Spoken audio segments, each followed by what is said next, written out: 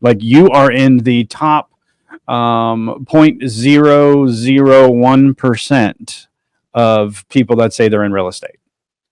And you've been able to do that in 14 months because you are leaning into what God wants you to do, and you are being disciplined in the behavior. Like most people run out and are like, oh, I'm in real estate now and I got my license. And guess what? I am never going to sell a house because I'm not disciplined, And so let's talk about that for a second. So I'm the new guy in real estate. What would you tell me to do? What's my first 3 action steps to get started to where I can make this a career?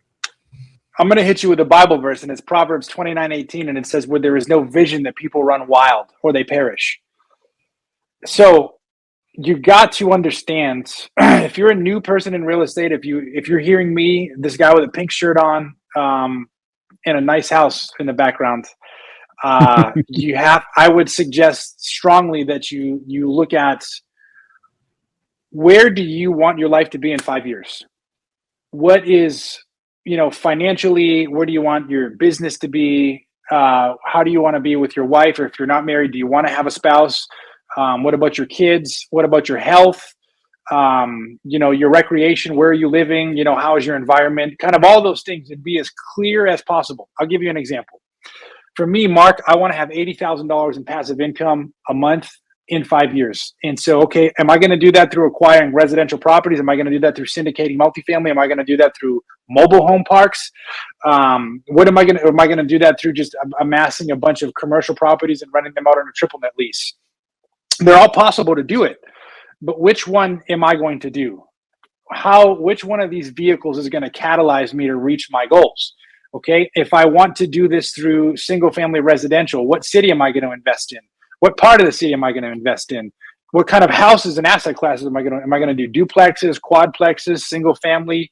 How am I going to buy them? All of that stuff. And I'm not trying to overwhelm you, but if you don't have the vision of where you want to be, like, you're going to be aimless. And so you can engage real estate in so many different facets and so many different ways. If you don't find like a way or two, you're going to spin your wheels, and you're really going to think you're doing things, but you're actually not going to be doing anything. Right. And one of the traps that I feel like new people fall into is they confuse productivity with acquiring knowledge.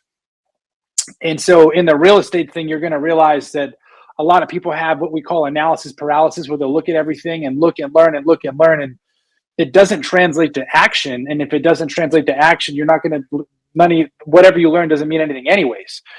So dial in goals for like in the next 5 years, and take an entire day to actually sit and say, hey, where do I want to be? How much money do I really need to live the life I want to live? Do I want to have a house in the Mediterranean coast because I love history and I love Europe? Well, for me, I think that'd be awesome. And I think that enriched my life with my wife. Not because I'm trying to live in luxury, but, I love history. And, if I can share my faith and do something faith-based in that area, which I think I can, I would love to do that. Introduce my kids to another culture as well. I would love to do something like that. So dial in your goals real good, and then work back. Okay, in a year, if I have these 5-year goals, what do I need to do in a year to make that happen, to move the needle in that direction? And then once you figure out where do you want to be in a year, work it back into 3-month segments, into quarters. And then once you get that, then you can break your time into, maybe 6 to 10, let's say 6 to 8 habits, actions, and constraints. What do I need to do? How many, if I want to buy, if I need to buy X amount of single family houses, how many houses do I need to be looking at a day? How many offers do I need to be submitting?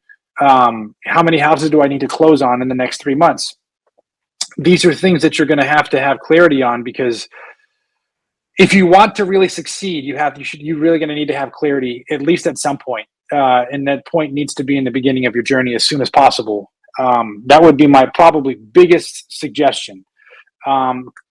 So dial in your goals, put a schedule. I have a Google Calendar that I have complete with stuff, and I need to be faithful to it, and I have reminders when things, and if I'm not faithful to it, then I get overwhelmed, I get eclectic, and I'm not as productive. I'm just busy.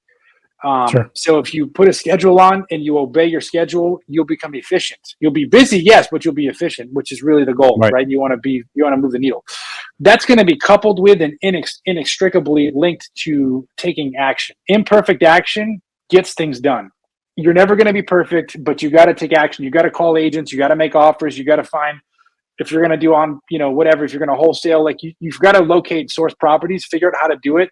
And you go onto YouTube and you're going to find plenty of free content. You don't need to go on to some crazy coaching program on the beginning. Yeah. I've done them. Some of them have been really, really valuable.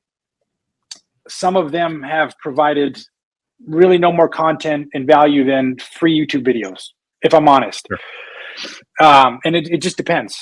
And so I would, educate, go to YouTube University and get a free college education in real estate. And then you can be as successful as you want, really. And I'm being honest, read books. You don't have to pay for it. So probably those two things. And then, because you're going to find your why, and your why is going to keep you motivated when it gets challenging.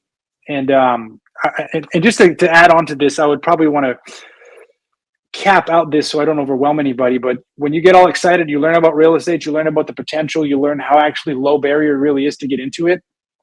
You're going to get excited, and probably in 1 to 3 weeks, you're going to have this real, kind of like a high.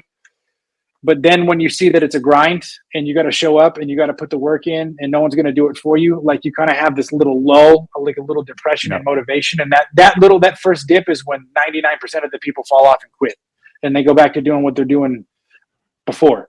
But if you can persist through and resolve within yourself, make the decision that I'm going to make this happen and get through that first lull, no one's going to stop you, and then you'll succeed.